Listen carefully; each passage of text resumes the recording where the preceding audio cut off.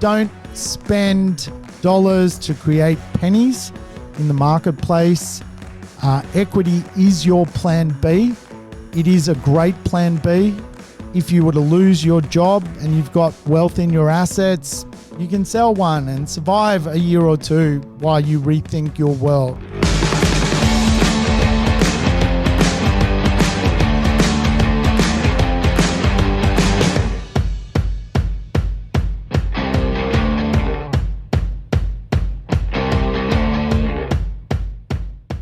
Welcome to the Urban Property Investor. I'm your host, Sam Saggers, here to help you crack the code of real estate wealth. Today's show is a lesson.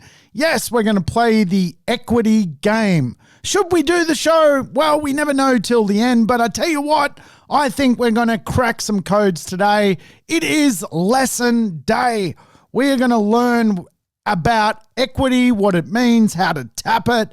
And of course, if you're new to property investment, one of the mythical creatures which is inside the property investment arena, the idea of leverage, what it means, how to use it, how to create it, what equity can create for you from a wealth perspective, and how do people go on this journey of stepping through to the 1% club, which of course is 1% of people who are financially independent from real estate and who have crossed the chasm of wealth creation, all of whom have used equity or played the equity game.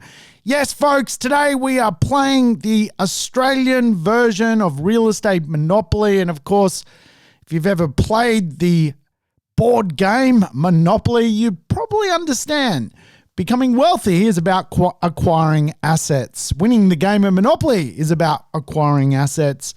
To acquire assets, you need cash flow, and equity sometimes is better understood as a giant lump sum of cash which can create cash flow in your life. So I'm pumped to deliver today's show. It is going to be a lesson. Of course, most of my shows are a lesson in one way, shape or form. So feel free to flirt around, go and dance about, have a little love affair with some other episodes if you like.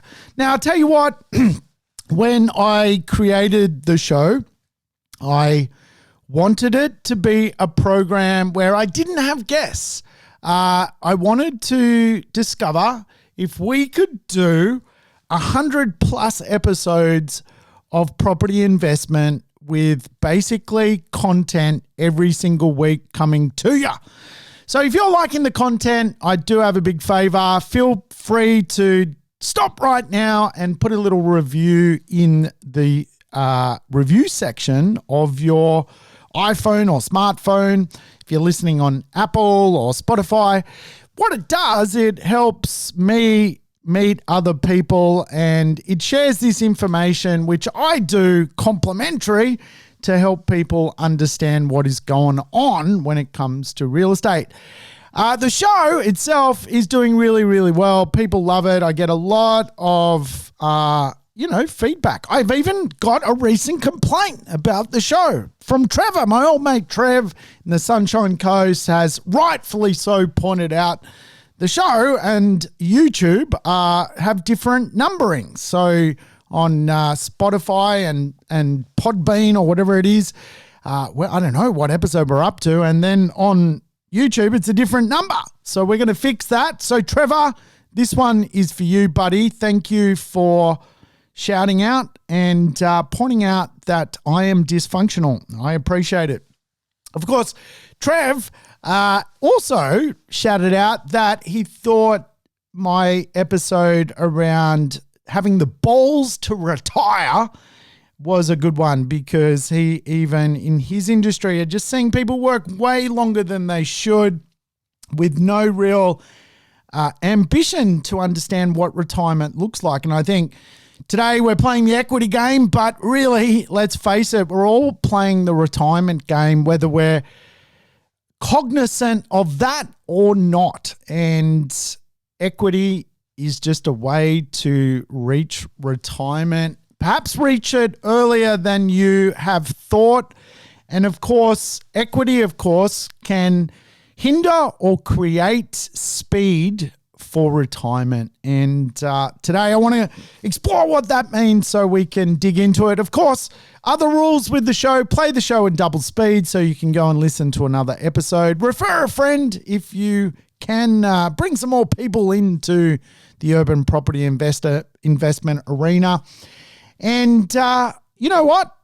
Let's kick off the show. I think we're ready to talk real estate and extract what is going on out there. Now, the reality is 2020 and 2021 has been an incredible period for wealth creation. We have seen the wealth effect unfold, and that has really led to asset values increasing. And today, what that is going to mean is people have perhaps equity in their real estate for the first time ever. And depending on how long you've held real estate, you probably see some sprints with equity. It comes into your portfolio. It can leave your portfolio. Equity is actually air. And the fact that it is just a paper profit is sometimes something we need to really be cognizant of when we're analyzing wealth and how we use equity. Now, the real estate market is jumping all about. In fact, there are some reports really this last quarter that we've seen property values rise as much as $50,000 in the last 3 months. In fact, I've seen some crazy activity in the marketplace with basically people paying up to $300,000 over buying property sight unseen just to secure some assets in the marketplace. It's really interesting because we are in a high equity creation marketplace. Now, I want you to visualize something for me. I want you to visualize an analog property clock. At the bottom of the clock, we've got number 6.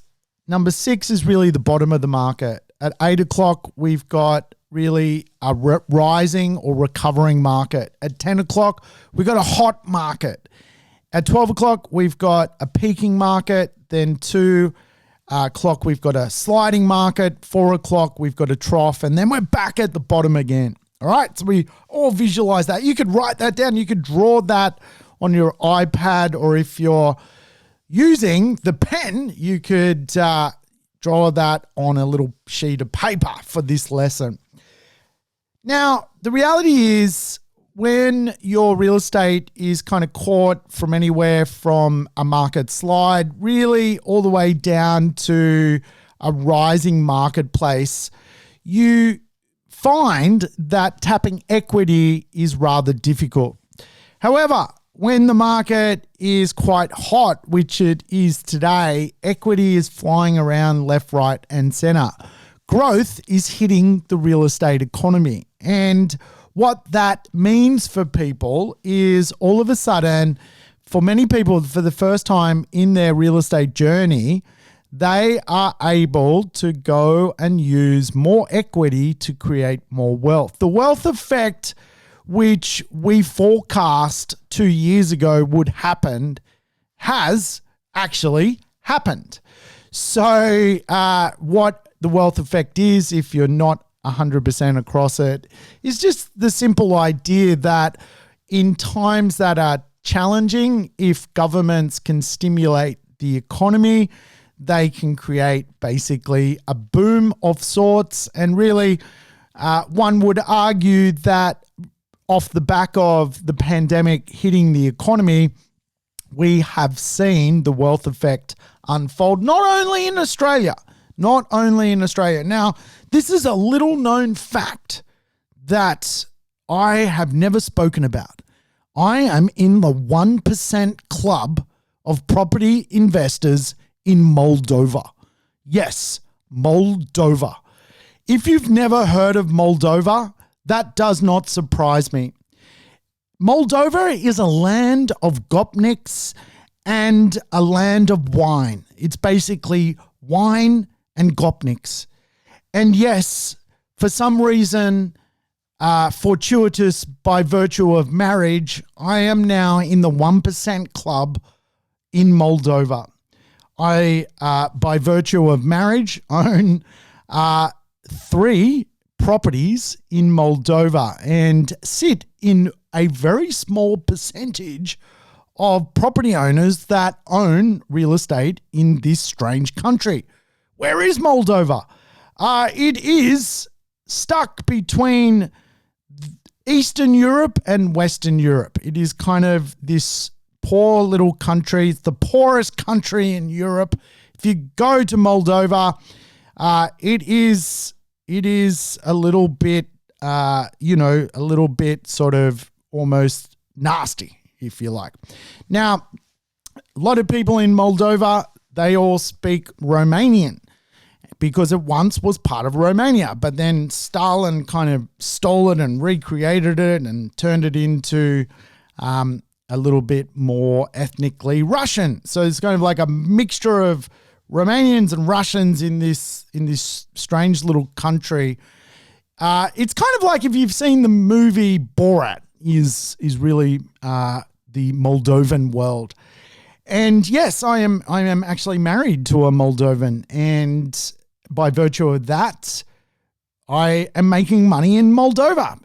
Yes, asset values are not only increasing in Australia and New Zealand, they are actually skyrocketing in value all over the world, and we are up around 25% in real estate terms in Moldova. Now, the average property price in Moldova, by the way, is roughly a can of Coke compared to Australia. But we do have hopes if Moldova was to join the EU. We may even see a 5x return in growth in real estate in Moldova. But the wealth effect is happening all over the world. And the reality here in Australia, we have seen housing turnover reach its highest level in 12 years. CoreLogic estimates around 600,000 dwellings across Australia sold in the last 12 months. That's a huge amount of real estate, the highest amount of real estate turnover for a very, very, very long time. It's around a 42% lift on annual numbers. So that is an incredible amount of people wanting real estate. And of course, the big challenges today with stock is there really isn't any stock.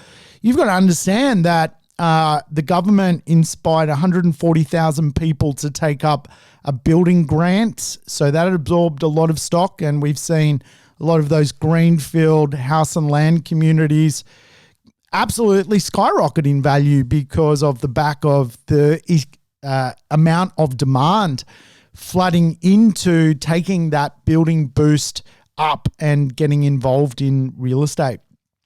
And of course, builders themselves are challenged at the moment with stock production, with things like lockdowns. Every time there's a lockdown, builders can simply not go from one job to the next. And so, of course, what this is doing is slowing down the production of stock across Australia. In fact, if you were to look at forecasts for apartment construction, it is ridiculously low, like terrifyingly low. There is just no production of stock at a mass level coming into the economy. So we have seen the current market create almost like this huge amount of demand off the back of the world effect across the globe. Same problem in Moldova, by the way. Absolute same problem. Not enough stock, too many people wanting to buy real estate.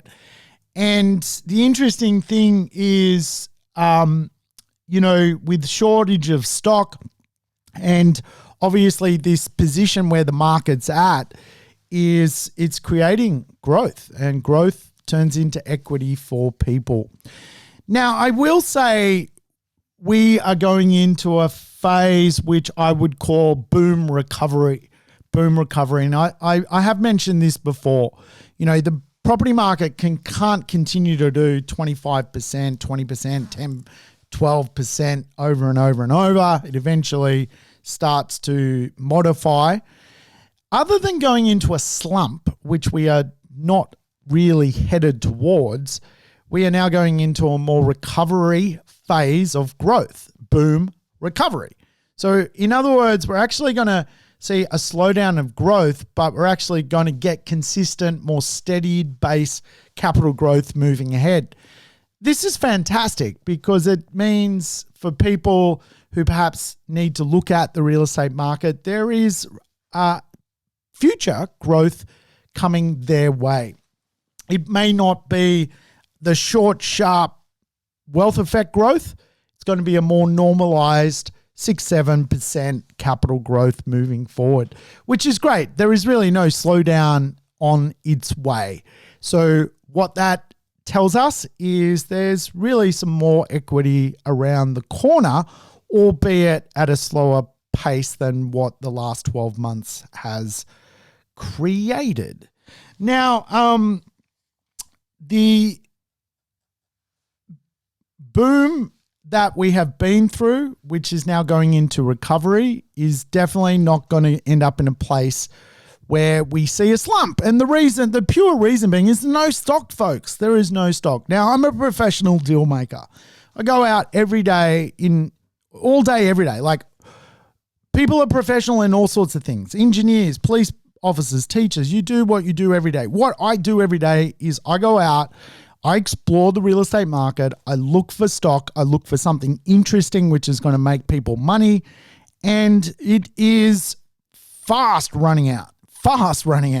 So I can tell you, with low rates, no stock, and an appetite for people to service debt, the reality is we're not going into any type of slump into the future. The only thing that will cool the market really is, I would say, an intervention of type by the regulator or the command-led economy itself. So the cool thing is we now live in an economy where it's probably worth looking at tapping equity and buying more assets. I know for a lot of people, tapping equity and then the market cooling off is scary. So tapping equity and going again is a bit of a financial calculation. It is a bit of mastery involved, and finance and equity and a good broker is really one of the best ways to make money out of real estate. Now, remember, the only reason we would tap equity is for more assets. Once upon a time, it was quite common in Australia to tap equity and go and buy a jet ski. That really is the worst thing you can possibly do. The reality is most banks and lenders today are quite,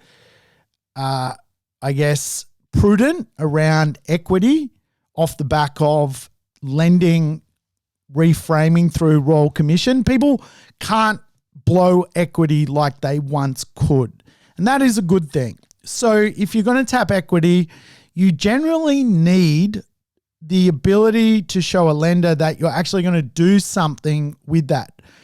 Take equity out of your home, put it into the share market. Take equity out of your home, buy real estate with it. That's generally the two things banks love. And the best way to understand equity and how to calculate it is a bit of a mathematical formula. And I'll just explain it. And look, if you've heard this many times, if you know all about equity, you've got to run with the back of the pack sometimes, right? So we're going to sort of teach anyone listening for the first time, how equity generally works. Let's say you've got a property, its market value is around $600,000. However, the debt on the asset is around $350,000. So your asset is worth $600,000, your debt is worth $350,000. You're in a really good financial position because you have a low debt to value ratio, right? And so all of a sudden, you have in the middle, which is the difference between the $600,000 and the $350,000, something there, wealth. Now, to calculate extracting that wealth, it is a bit of a formula. You need to allow for 80% because most banks are willing to fund real estate equity up to 80%. Sometimes you can get a little bit more through 90% lending and paying in mortgage insurance. But for today's lesson, I think we just keep it simple. We're going to work off 80%. So all of a sudden, the lender will look at your $600,000 asset and apply an 80% calculation, meaning they will be looking at $480,000. $480,000 is 80% of $600,000. Your debt, though, is $350,000. So all of a sudden, they've measured a buffer, an 80% LVR on your $600,000 property. That equals $480,000. Now we're minusing the debt, which is $350,000. And that, my friends, equals equity. In this example that I'm verbally explaining, you now have $130,000 left. 480 minus 350 equals 130. $130,000 in equity. Now, that can be moved into a performance asset. Let's assume that equity cost you 3% for easy math to borrow, and you put it into the ASX 200 or the stock exchange. You may get around 7 or 8% overall return on your investment. So you're borrowing at 3, you're hedging, you'll make 8 in the stock market, away you go. Of course, real estate works the same way. You take equity, 130, that may buy you around $500,000 worth of real estate. So all of a sudden, you can potentially, if you service, go out and buy another property. And of course, this is how it works. This is how people go from one property to the next property to the next property. And as long as servicing works and your job is fluid and you're making money and your mathematical formula of the assets you buy are not crippling, you should be able to add to your portfolio a couple of properties. Maybe get to the 1% club here in Australia. I tell you what, you could certainly get to the 1% club in Moldova. Probably using all of your equity, you could do the 1% club in an afternoon in Moldova. But obviously, we want to understand the effect of moving money to create more money. Now, obviously, the principle of using equity is also the principle of using leverage. So with real estate, it just means you're getting more market exposure. So your $130,000 in that example may get you $500,000 worth of market exposure, which then gets 10% capital growth for easy maths. That $500,000 is now grown by $50,000 because of the 10% growth. So all of a sudden, that's the purpose of this game. And of course, you've got to take into consideration your rents. You've got to take in consideration your income. Where a lot of people go wrong with this, by the way, is they have equity, but they decide for whatever reason that they don't want to work, or they've got, wishy-washy work, and banks will not give you money if you're wishy-washy. It just won't happen, right? So the best thing you can do to become wealthy is go to work. The best thing you can do is to get a pay rise. The best way to get more money, by the way, is to have a really skilled job and earn as much as you bloody well can. That is probably the biggest tip of wealth creation. There is no shortcuts, and what I'm talking about here today requires people to have a steady form of income. Now, one of the traps, and I call it the honeypot trap, is using the same banks when it comes to buying real estate.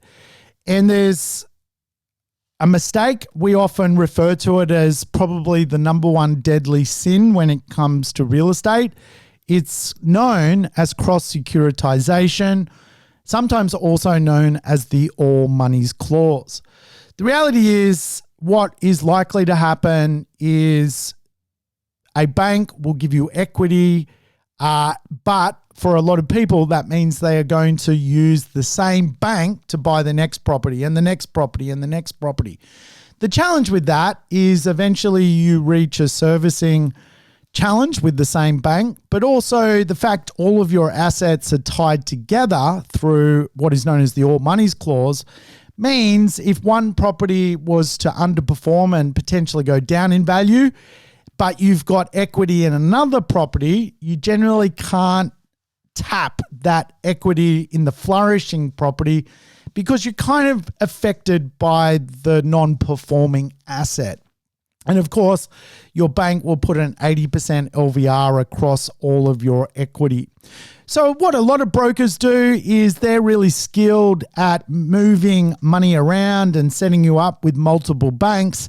So you're not subject to the equity honeypot effect, and you actually get to build a portfolio using different lenders at different times. And of course, that means taking equity out of a property, but using a new lender to acquire a new asset. So I guess when it comes to the idea of finding equity, for a lot of people building a portfolio, what I've seen in the past, and I've certainly got the lashes on the back for this myself, is a lot of people don't create primary equity. Primary equity is the idea that your deal that you're buying first needs to be really, really good so that you can create a nest egg of equity to go again. And this is quite often why we see a lot of equity, for example, in the middle tier property marketplace. People who have bought a property as a family home, for example, for $1.2, $1.4 million. Generally, there's a lot of equity in those properties. And the reason being is people trade up to get to that marketplace. Because people use a trade-in to buy those assets, they tend to get a lot more activity when it comes to primary growth. And as opposed to entry-level properties where people are using savings, trade-up marketplaces tend to be full of equity because there's just more money pouring into those marketplaces. So generally, a lot of people are successful tapping equity from a primary investment, being their family home, which they bought in a nice sort of blue ribbon pocket of a city, which is full of equity. They get primary equity. But then their buying power drops and they generally have to enter into more of a grind equity marketplace. But that's okay. Getting assets out into the marketplace, which create cash flow eventually, is really what the game of property investment is about. We want to end up on passive income. Now, for a lot of people who are rent investors, they never get the opportunity to fundamentally buy a trade up, so to speak, because they're trying to get into the market, and trade up real estate is just more expensive, right? So for those people, really the first decision they need to make is generally a pretty important one. They need capital growth. What they do not need is cash flow. Now, there is sort of three mechanisms when we measure real estate. There's neutrally geared real estate, positively geared or positive cash flow real estate, and negative cash flow real estate or negatively geared. Now, obviously, in some context, some of the more negatively geared assets tend to be in highly prized locations. They just cost more, so the yield's lower. And generally, the more negatively geared properties are in these trade-up locations, which is a bit of a problem for property investors creating primary growth, because the other element of what we need is more or less the idea of getting some cash flow coming in to support the asset. So we're not forking out money out of our back pocket. On the other spectrum of that is positive cash flow real estate, where you're getting a high yield, but the odds of getting capital growth are fairly low. The reason you're getting a high yield on positive cash flow real estate is the real estate is cheap to begin with. It's been cheap for the last 30 years and it's going to be cheap for the next 30 years. The reason being is it usually is in a lower socioeconomic zone in an area which is not influenced by livability or, the idea of pie, population, infrastructure, economics. So I think the sweet spot for a primary investment is this sort of neutrally geared market at the moment. And that's where people who can spend and get themselves a property in what I refer to as an affordable yet livable pocket of a major metropolitan area, they're setting themselves up for equity. Now, that may take a couple of years to nourish and perform, but the primary investment is a critical one because equity creates more equity. Real estate gives birth to other properties. And if you rely on real estate, which is going to be unpredictable for growth, you're probably going to spend years just spinning your wheels. And I've certainly been there. I spent, I think, 7 years of my economic life buying cash flow properties to replace my income and had to change tact because I was soon realizing that I couldn't support buying more assets or paying off debt quickly because of this missing component to it all, equity. So those cash flow properties, I was buying them for like $100,000. You just needed to come up with, 15, 20 grand and you were away. You didn't need a lot of money, but the wealth effect was not hitting those property investments. They weren't going from, 700,000 to 1.8 million. So we got to understand this thing called equity. We want to be able to service it. We want to be able to use it. It gives birth to other properties. And if we really wanted to, and in those examples of positive cash flow real estate, it's really easy now that you've got equity when you get to a point of equity to go back and buy cash flow, to go back and create equity arbitrage, which I'll talk about a little bit later. So we want predictive growth. Can we go out and predict capital growth? Impossible. Not one person on this planet can do it. If they could, I can tell you they would be a genius. They would win the Nobel Peace Prize. But you can be predictive about growth. What do I mean by that?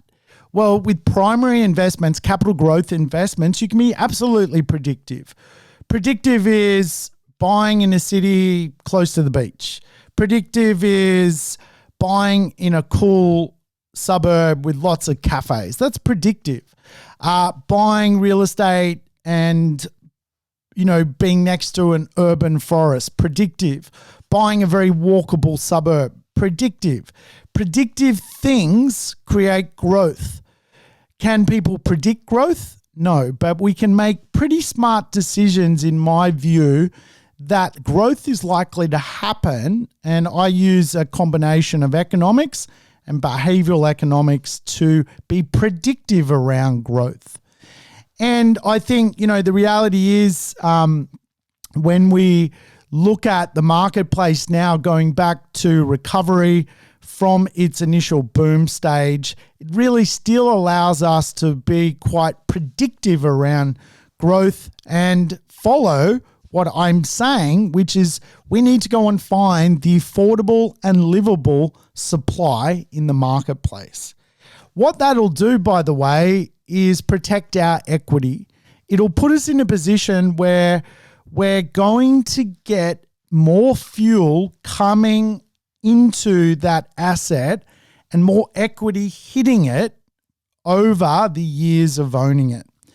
And again, I think there has been situations in certainly my buying career where I've watched a property grow based on how equity hits it and how the market works. Now, I've got a bit of a formula which I teach, which is known as the 4X growth plan. You guys have heard this 1,000 times on this show, but the best way to understand equity creation and understanding buying real estate in the affordable and livable supply gap, there is really a couple of ways that equity works. The first way is you can manufacture equity. You can actually create it. One of the best ways to create equity is just negotiate, right? Get yourself a discount, get yourself a good price, and you're highly likely to create equity. Other ways is to build for profit. You can create equity through building or renovating or design. You can create equity through time, delaying the settlement, doing something which is going to give you more time to manufacture maturity of equity in the market. It's all through the deal, manufacturing equity. But manufacturing equity is, in my view, sometimes fool's gold, because a lot of people will buy a discount deal trying to manufacturing equity or get a good price in a terrible location. Of course, that equity may work for a little bit, but has no tailwind. So we want a tailwind effect of equity. The second way to think about equity is more niche, location growth. Locations are certainly hot topics in the real estate market at the moment. Real estate growth is broad, but the rate of growth is going to be around the location your real estate is at. Will it grow at 2% or 6%? Location growth. Then you've got the market growth, which obviously we're feeling a lot of that at the moment.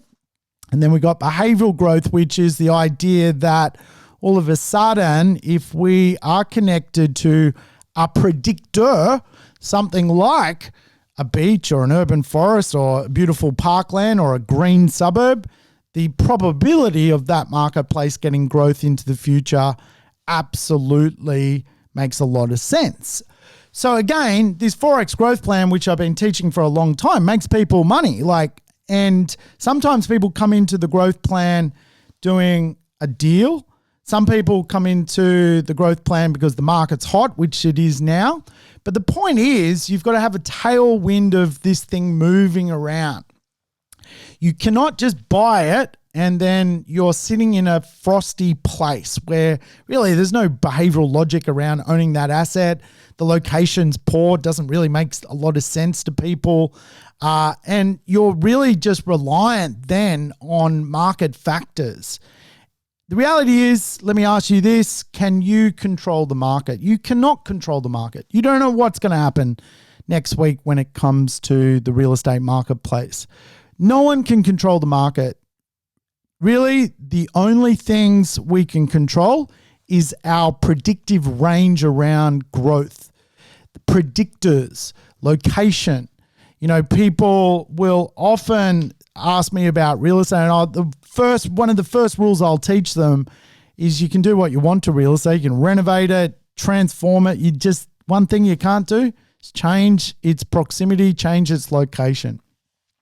So, the reality is we need to think about what we're doing when it comes to creating equity. Equity creation is a big, big, big driver of wealth creation.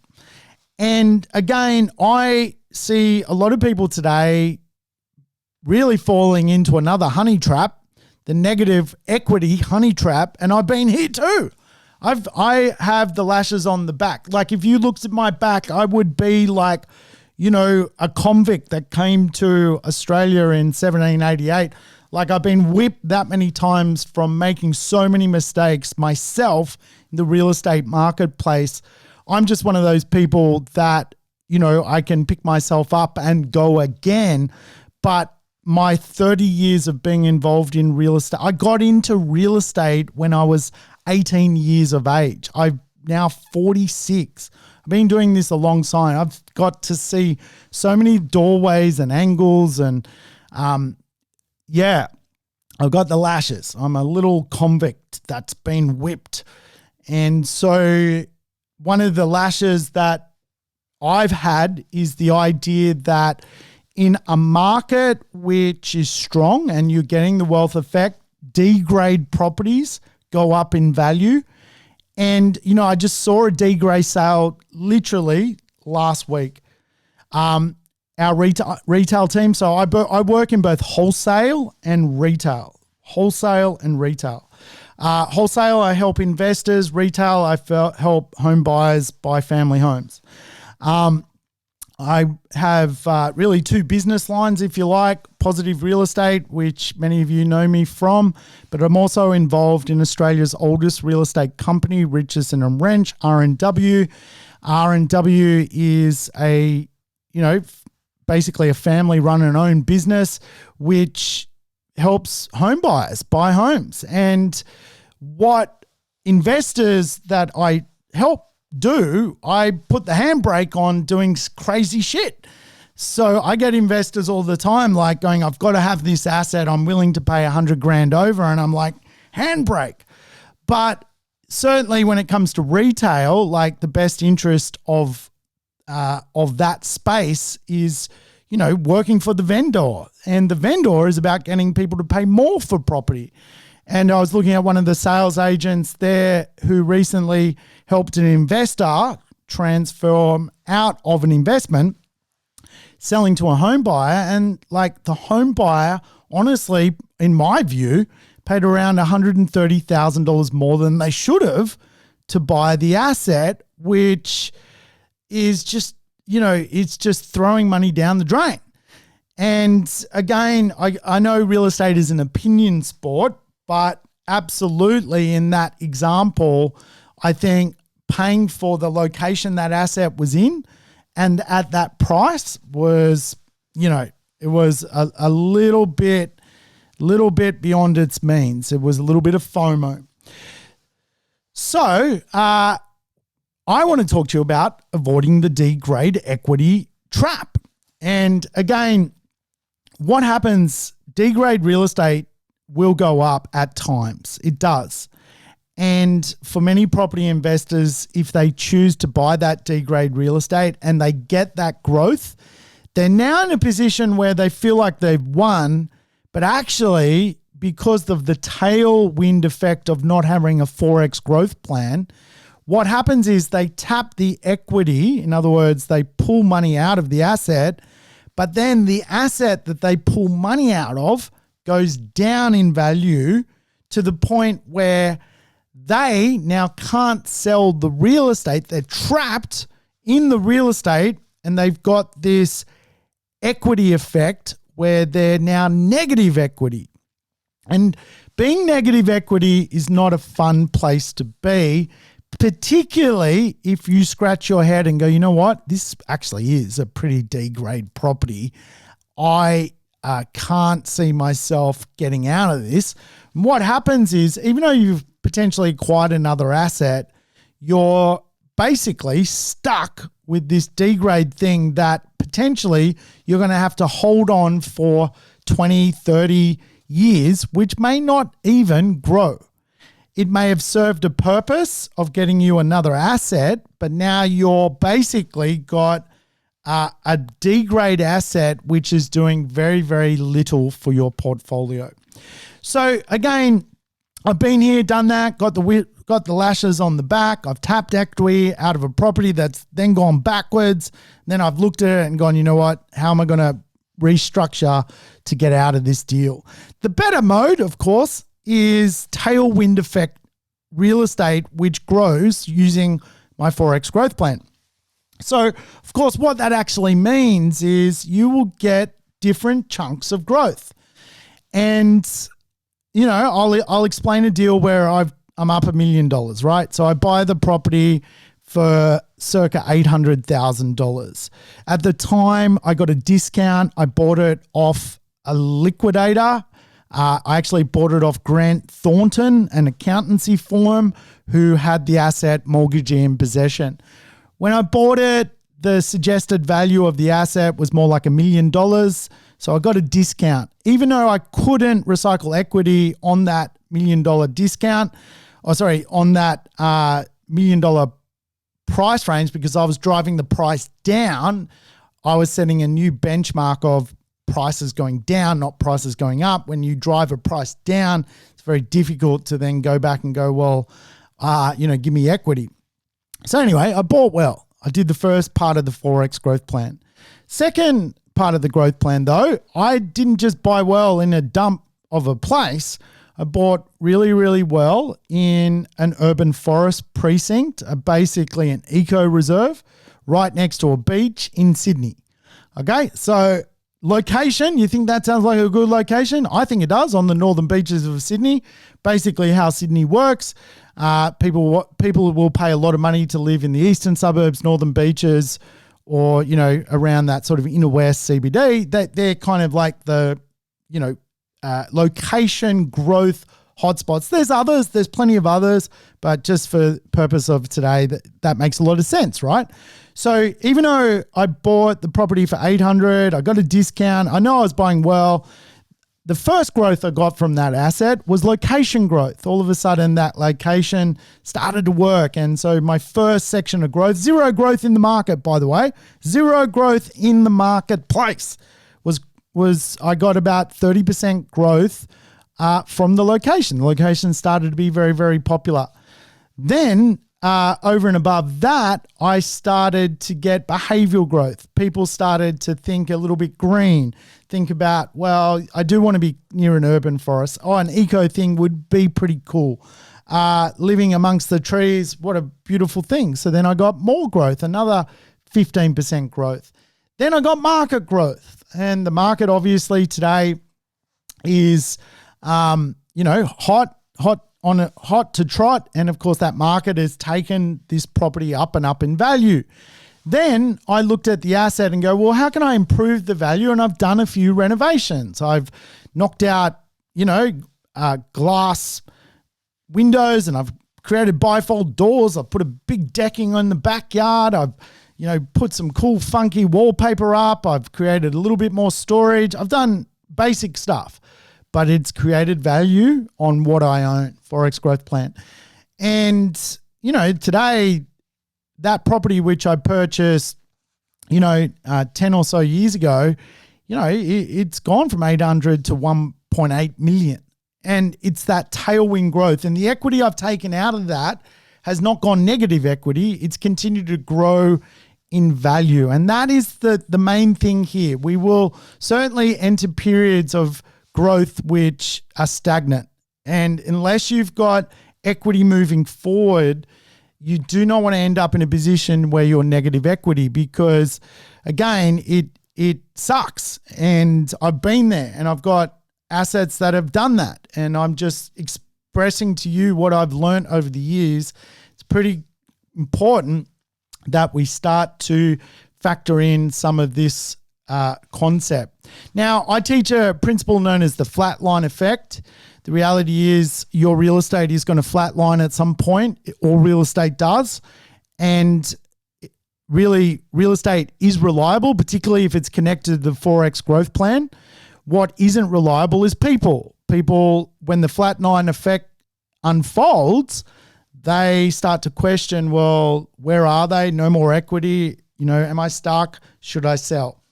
And again, you've just got to relay that back to the Forex growth plan. I had a client the other week, the other year, off the back of COVID, got scared, sold a property in a Bayside area of Brisbane. They bought it for $540. They sold it for $560. They made no money. Today, we just got a val on that same asset for closer to $700,000. Again, you've got to just make sure, and you can read into what is going on using the Forex growth plan. If you are stagnant, and there are stagnant properties in Brisbane at the moment, which is a hot market, they are being advertised as investors' vivid dream. They don't have the capacity to be part of the Forex growth plan. So we want good local factors. I think it's probably the most important part of the plan, to be honest with you, because market growth is very unpredictable. But if we've got we can be quite predictive around how we allocate our assets and where we allocate our assets. I think, real estate which is in neighborhoods which are effortless. They make a lot of sense. People love living there. The humanistic experience is what people live there for. They're sticky. They're interesting. They've got a soul. They've got a character. They've got a charm. All of these things make a lot of sense to me as to why they work. I love evolutionary areas from a equity protection point of view. I like places which, are pretty close to train lines, good transport. They evolve as society evolves, as we grow in size.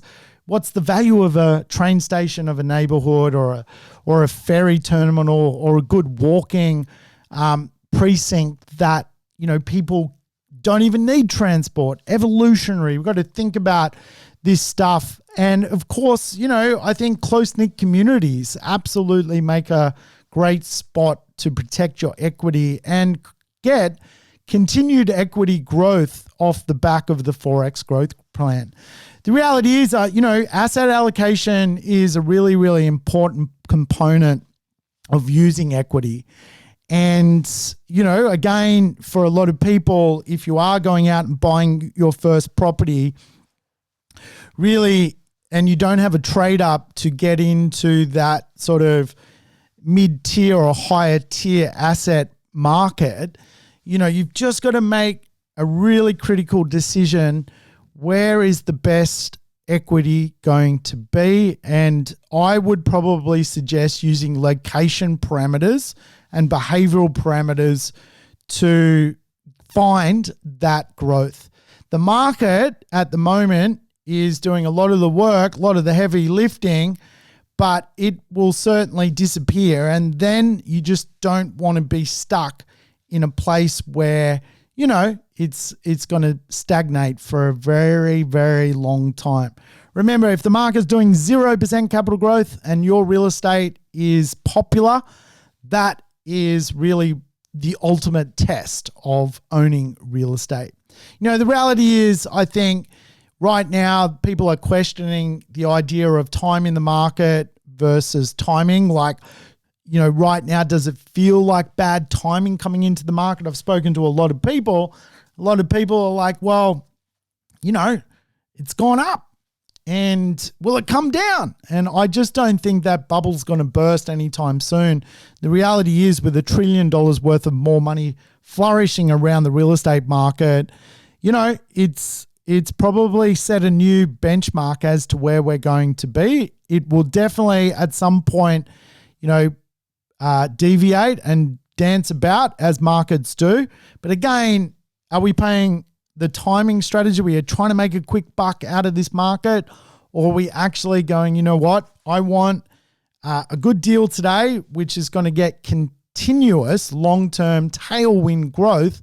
When the market's doing 0%, I'm still owning an asset which is ultimately very, very popular. I think the reality is, when you do create equity out of assets, you will go into a little bit of a concept known as capital gains lock, where you basically, if you tap the equity and you think about, well, if you're going to sell, you're up for capital gains. You, at the end of the day, on reflection on what that actually looks like in the mirror, it's good properties, good location, proximity, all these type of things are fairly important and really important. So I think the reality is, don't spend dollars to create pennies in the marketplace. Equity is your plan B. It is a great plan B. If you were to lose your job and you've got wealth in your assets, you can sell one and survive a year or two while you rethink your world. The reality is, when interest rates change, if they do, which is a long way away, by the way, you want to be owning assets in the right marketplace. And of course, for many people, what has happened in recent years is off the back of, lending constraints. A lot of people can't buy 6, 7, 8 properties. Just is not possible anymore. So of course, equity can create equity arbitrage. Equity arbitrage is a great way to make money. The fact that you've got equity in a property and you can pull that out and potentially put it into the share market and make money, or you can pull it out and potentially do armchair developing, which is what I do. You can absolutely work your equity harder. And I'm a property guy, so, it's no wonder I talk about sort of the property trifecta. The property trifecta to me is a buy and hold strategy, which is full of equity, a dividend strategy from shares or even positive cash flow properties, which you buy after you build equity. The third part of it is basically speculation assets. And for me, I team up with a lot of my clients and we go and buy real estate together because many hands make light work. What does that ultimately mean? Well, for some people who are sophisticated investors, they are capable of, for example, using $300,000 worth of equity, which they borrow at 3% over, say, 2 years. That's $18,000 to use or borrow that equity. They then invest in a development which produces 20% over that same period, which is $60,000, right? So they end up with a $42,000 profit, gross profit, off the back of equity arbitrage.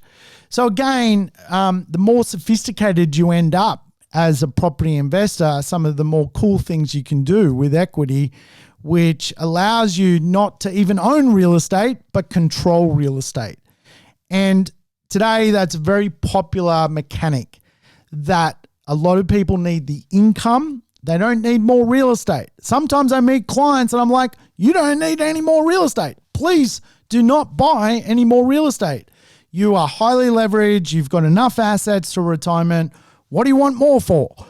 And the reality is, I think, understanding your target and setting sail as to where you want to go is critical to this thing called wealth creation. But equity is our mate and we need to look after it properly. Look after equity like it's your best friend because it is the seed for all investment. Hey, thanks for tuning in to the Urban Property Investor. If you liked the show today, tell you what, do me a favor, give me a plug, give me a 5-star review if you don't mind. And the reviews obviously help me just reach out to other people and maybe they will like the show as well. Maybe they'll leave me a complaint like Trevor, which was a good complaint. So thank you for tuning in today. All the best with the rest of your week. Thanks for tuning in to the Urban Property Investor. To never miss an episode, make sure you subscribe to the podcast on your favorite app or on YouTube. And I would love it if you could give the show a rating and share it with your friends and family. In between episodes, you can always keep in touch with me by connecting on social media over Facebook, Instagram, or LinkedIn. Until we meet again on the next episode of the Urban Property Investor, take care and bye for now.